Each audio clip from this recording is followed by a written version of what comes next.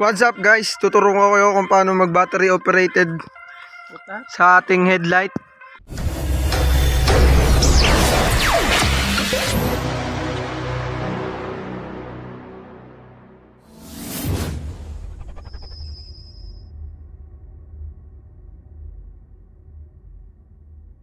Ayan, sa mga naka-Rider 150 dyan, yung mga naka-engine operated po yung kanilang mga headlight, yung mga kailangan natin gamitin: plies, cutter, saka 10mm wrench, electrical tape, saka wire.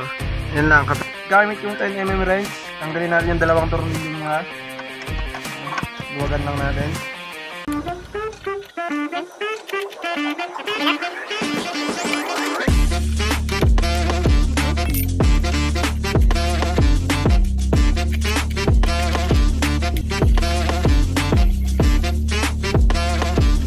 A few moments later. So kung makikita nyo, andito yung socket. Pagbukas nyo ng headlight natin, makikita nyo yung socket na yellow. Ayan. Tapos yung socket na kulay green. So yun guys, hanapin lamang yung kulay yellow na wire na may lining na white. Yellow wire na may lining na white dito sa kulay yellow na socket natin. Yan. Tapos bunutin lang ito. Ayan, yung ginawa ko, binunot ko na yan. Ito yan, ito. Yellow na may lining na white. Ayan. Binunot ko siya galing dito sa socket na to. Ayan, doon. Tapos lagyan natin ito ng wire. Dugtungan lang natin ito guys.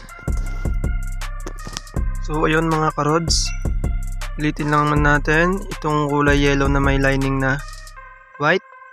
Binunot natin mula sa yellow na socket at dinugtungan natin ng wire. Ayan. Electrical tape at kinonect natin dito sa socket na kulay green at dito sa kulay orange na wire. Yan yung accessories wire ng ating Rider 150. So ayan, yellow wire na may lining na white, binunot natin mula dito sa socket na to, dinugtungan ng wire at i-connect dito sa orange na wire. So testingin natin kung gumagana na nga ba. So susi lang natin. Yan. Yan. Tapos open natin yung headlight. Itong headlight switch. Nice. So ayun, gumana nga siya guys. At sobrang lakas niya. Ayan. Lakas guys. Ayan. Lagay natin siya dito.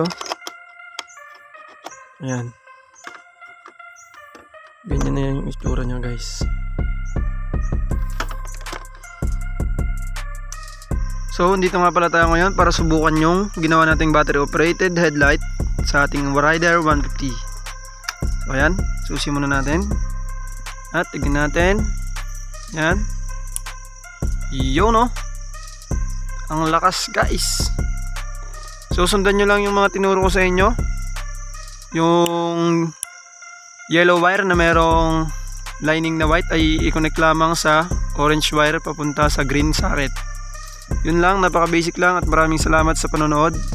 Huwag kalilimutang mag-subscribe, like, comment at share.